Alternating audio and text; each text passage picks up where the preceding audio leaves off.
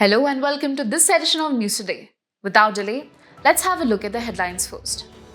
Government notifies Inter-Services Organizations Command, Control and Discipline Rules 2025. Union Cabinet approves continuation of Modified Interest Subvention Scheme for FY 2025-26. IBBI notifies amendments to the IBBI Insolvency Resolution Process for Corporate Persons Regulations 2016. Increased outward FDI by Indian companies warrants attention, says Finance Ministry. Centre convenes stakeholder dialogue on eliminating dark patterns. United Nations Office for Disaster Risk Reduction released the Global Assessment Report on Disaster Risk Reduction 2025. The government has officially notified the Inter-Services Organizations Command, Control and Discipline Rules 2025. These rules have been formulated under the Inter-Services Organizations Command, Control and Discipline Act 2023. Now, what do these rules aim to achieve?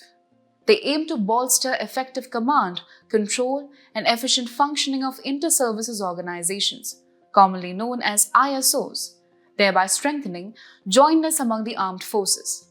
Moving forward to the practical impact of these rules, they will empower the heads of ISOs, enable the expeditious disposal of disciplinary cases, and help avoid the duplication of proceedings. Let's now take a quick look at some of the key provisions. The Commander-in-Chief or CIC of a Joint Services Command or JSC, Officer-in-Command or OIC of an inter-service establishment, and the Commanding Officer or CO of an inter-services unit will have all disciplinary and administrative powers over persons attached to that ISO.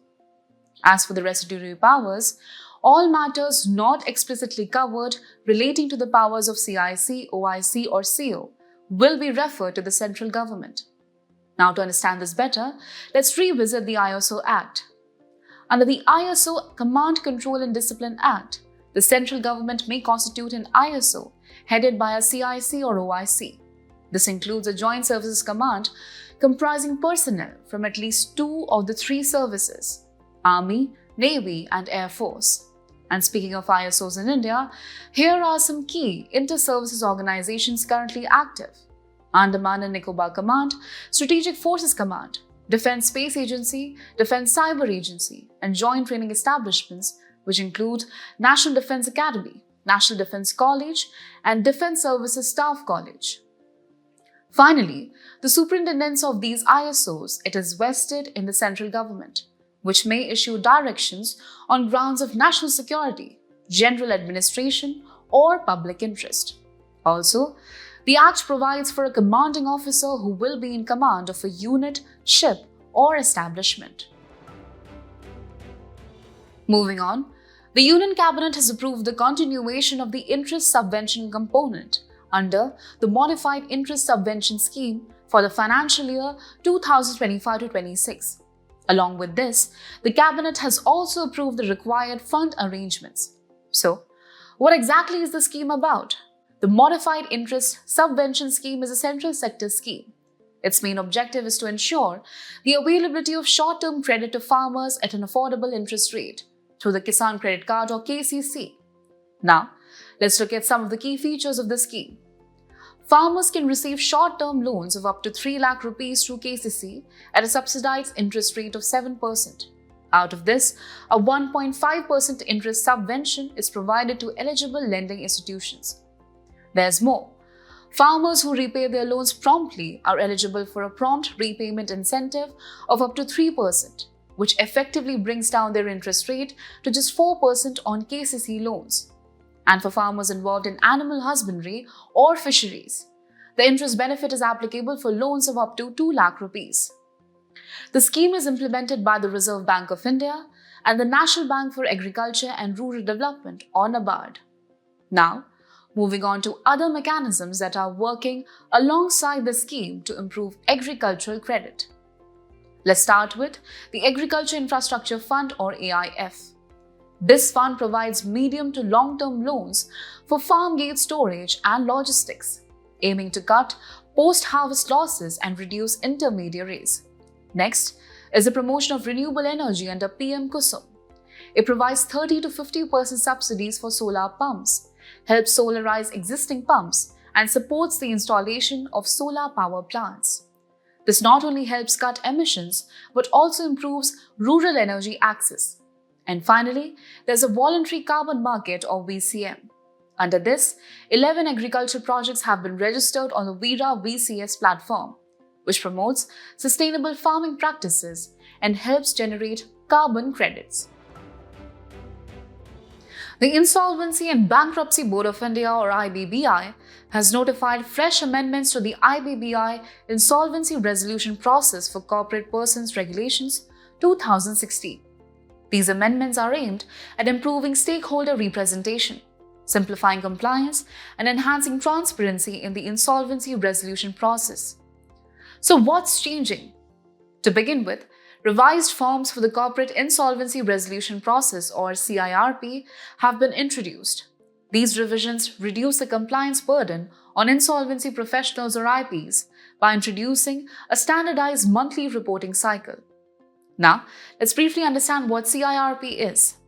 It is a process of determining the repayment capability of the defaulter in order to decide the recovery mechanism for creditors. If a company is found unable to repay its debts, it is either restructured or liquidated. And who can initiate CIRP? It can be initiated by a financial creditor, an operational creditor, or even the corporate itself. Moving on, another important amendment involves flexibility in resolution plans. Resolution professionals can now invite plans not only for the company as a whole, but also for the sale of one or more of its assets. This step is expected to help in resolving companies that hold assets across diverse sectors, while also attracting sector-specific buyers. Next, regarding interim finance, the Committee of Creditors may now direct the resolution professional to invite providers of such finance to attend meetings as observers, however, without voting rights. Let's now talk about the appointment of insolvency professionals. A common zone-wise panel will be created for their appointment, which will be valid from July 1 to December 31, 2025. This aims to reduce delays in appointments made by the National Company Law Tribunals or NCLT and Debt Recovery Tribunals or DRT. Now, a quick review of the Insolvency and Bankruptcy Code or IBC 2016. It is the umbrella legislation for insolvency resolution of all entities in India, both corporate and individuals. The IBC is built on 4 key pillars: insolvency professionals or IPs, and insolvency professional agencies or IPAs who manage insolvency, liquidation, and bankruptcy processes. Second is information utilities or IUs, which store facts about lenders in terms of lending. Third, adjudicating authorities or AAs, namely the NCLTs for corporate insolvency and DRTs for individual cases. And finally, the 2 appellate authorities, the National Company Law Appellate Tribunal or NCLAT and the Supreme Court of India. At the center of it all is the IBBI itself, the regulator responsible for specifying regulations for various processes under the code. The Finance Ministry has raised a red flag over the increasing outward FDI by Indian companies, calling it a trend that warrants attention. According to the Department of Economic Affairs, Indian overseas capital flows, which include foreign direct investment or FDI and net foreign portfolio investment or FPI, saw a noticeable increase in FY25, especially FDI, which rose by nearly $12.5 billion as highlighted in the Monthly Economic Review for April 2025.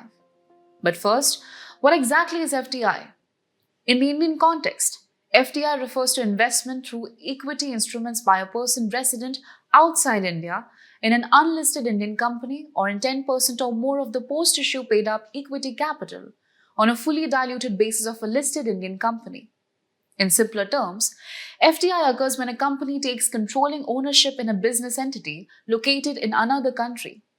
FPI, on the other hand, represents holdings of foreign assets that do not involve active management or control. With FDI, foreign companies bring more than just money. They also bring knowledge, skills, and technology. So why is there a rise in outward capital flow? There are multiple reasons behind this trend. One major factor is the uncertain global economic scenario. For example, US trade and tariff restrictions have made Indian companies cautious about investing domestically.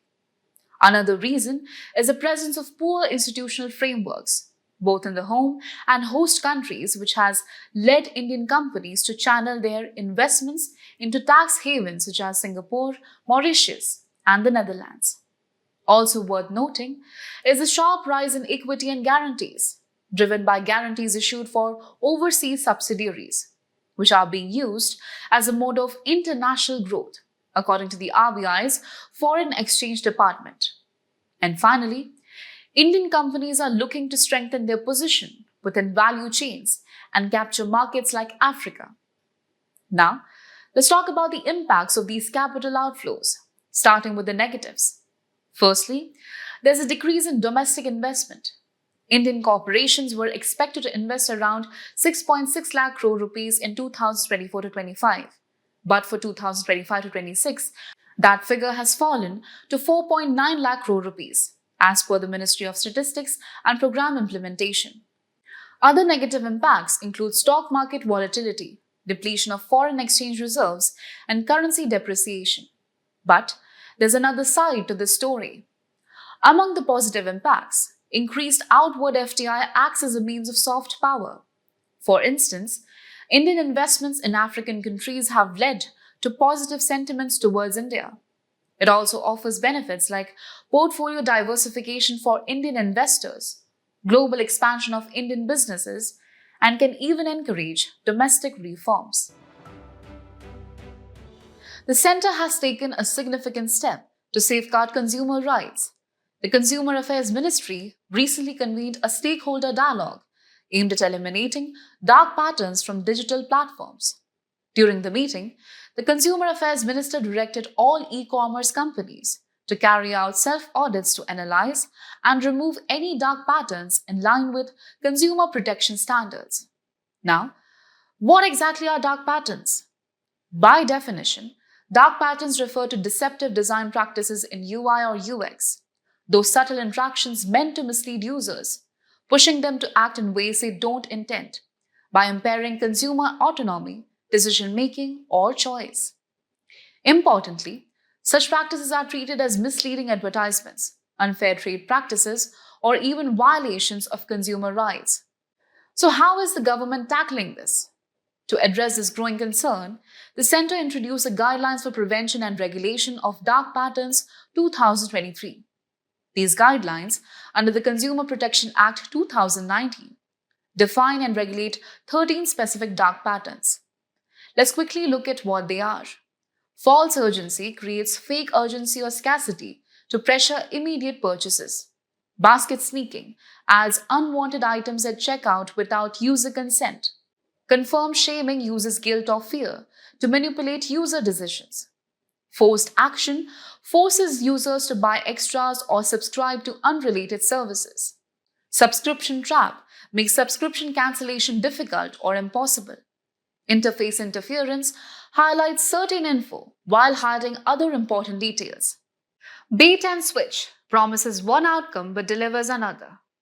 Drip pricing hides true costs until final payment or after purchase. Disguised advertisement masks ad as regular content or user reviews. Nagging bombards users with repeated unrelated requests. Trick question uses confusing wording to trick users into unintended actions. SaaS billing uses unclear billing and makes cancellation difficult. Rogue malware disguises malicious software as legitimate apps or warnings. In addition to defining these patterns, tools developed during the Dark Patterns Buster Hackathon 2023 are now aiding consumer protection further. These include, first, the Jagrati app, a platform where consumers can directly report dark patterns on e-commerce websites to the Central Consumer Protection Authority. Second, the Jago Grahak Jago app, a tool that protects users from malicious platforms by offering real-time safety scores for e-commerce links. And finally, the Jagrati Dashboard, a robust analytical tool generating detailed reports on dark patterns for e-commerce platforms, under the CCPA's radar. Moving ahead, the United Nations Office for Disaster Risk Reduction, or UNDRR, has released the Global Assessment Report on Disaster Risk Reduction, or GAR 2025. And this year, the theme is clear: resilience pays, financing and investing for our future. The report emphasizes how risk-aware investments can play a major role in reducing debt, uninsurable losses, and the rising humanitarian need across the globe. Let's start with the key global findings. The cost of disasters is now rising sharply, exceeding $2.3 trillion annually, and shockingly, most of this impact remains uninsured even in developed regions. When we shift focus to developing countries, their vulnerability is even higher. As of 2023, only 49% of least developed countries had multi-hazard early warning systems in place. And here comes a critical insight. Despite growing disaster risks, the investment in prevention remains extremely low. Just 2% of development aid goes towards disaster risk reduction, or DRR, even though every $1 spent on DRR can save up to $15 in recovery costs. Yet, most of the funding still flows towards post-disaster response. Now, bringing this closer to home, what does the report say about India? India continues to face severe challenges. In 2019, Cyclone Fani led to infrastructure damages worth $1.2 billion, just in the power sector in Odisha alone. And that's not all. India reported between 10 to 30 million cases of internal displacement due to climate-related disasters, a number that highlights the region's growing vulnerability. Looking ahead, changing weather patterns are also projected to have a direct impact on living standards. The report warns of a possible 9% decline in living standards by 2050, especially due to effects on agriculture and other sectors. Adding to the concern is India's low insurance coverage. Insurance penetration remains below 1%, significantly limiting the ability to shed disaster risk. Now, to understand how the world is addressing these risks, we move to the Sendai Framework for Disaster Risk Reduction 2015-30. This framework is a successor to the Hyogo Framework for Action 2005-2015 and outlines 7 clear targets and 4 priorities for action aimed at preventing new and reducing existing disaster risks. The key priorities of the framework include understanding disaster risks, strengthening disaster risk governance, and promoting the concept of Build Back Better in recovery, rehabilitation, and reconstruction. In today's Personality in News, we remember Vinayak Damodar Savarkar, whose birth anniversary was recently observed, with the Prime Minister paying homage to him. Let's take a look at the life and contributions of Veer Savarkar. He was born in Bhagur village near Nashik in Maharashtra. Now, moving on to his key contributions, starting with revolutionary nationalism, Savarkar founded the Abhinav Bharat Society in 1904, which advocated armed struggle for India's independence. Next, in the area of diaspora mobilization, he established the Free India Society in London in 1906, aiming to mobilize Indian students abroad. Savarkar was also a noted writer. He authored The First War of Independence, a significant work about the 1857 revolution. Speaking of his personal sacrifices, in 1910 he was tried for sedition in Bombay and was sentenced to double transportation for life, totaling about 50 years of rigorous imprisonment. In the field of social reform, Savarkar actively campaigned against untouchability. He even constructed the Patit Pavan Mandir, where Dalits were appointed as priests, a bold step for social equality. And finally, in terms of national unity, as president of the Hindu Mahasabha from 1937 to 1944, he took part in political negotiations with the British during both the Cripps Mission and Wavell Plan discussions. As we conclude today's main news, let's have a look at some quick updates. India and Germany celebrate 25 years of strategic partnership. To begin with, India was among the first to establish relations with post-World War I Germany. The two countries entered into a strategic partnership in the year 2000. Recently, the TCS chairman highlighted the future prospects of rise of dark factories in IT and business services.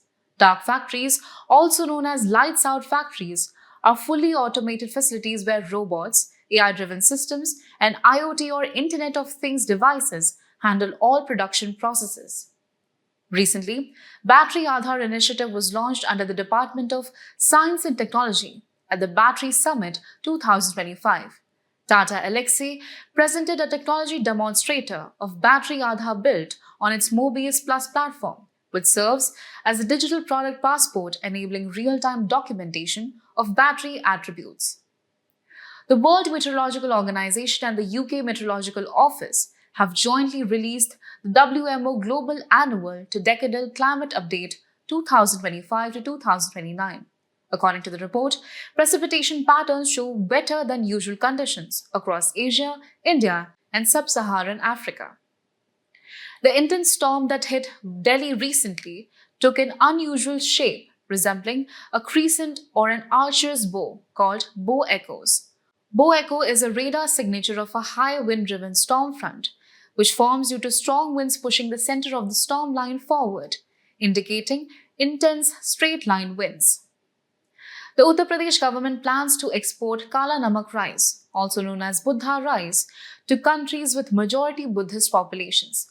Kala Namak rice, which was given the GI tag in 2013, is a traditional non-basmati aromatic variety. It is known for its nutritional richness. The Kumbakonam vetrili or betel leaf or pan leaf was recently granted a geographical indication or GI tag by the Government of India, recognizing its regional uniqueness and cultural significance. Uttar Pradesh is the leading state with the highest number of GI tag products, followed by Tamil Nadu. A total of 139 distinguished persons were honored with the Padma Awards by the President, 71 during the first civil investiture ceremony in April, and 68 during the second ceremony in May. Padma Awards are among the highest civilian honors of India.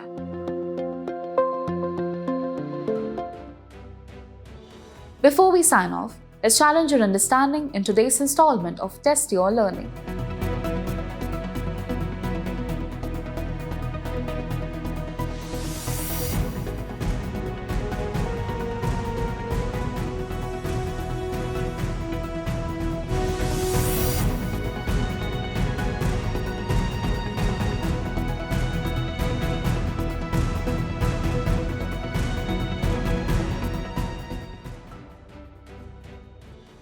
Thank you for joining us. We hope you found this episode of News Today engaging. For the solutions to the quiz and to access the PDF version of News Today, remember to visit the provided links in the description.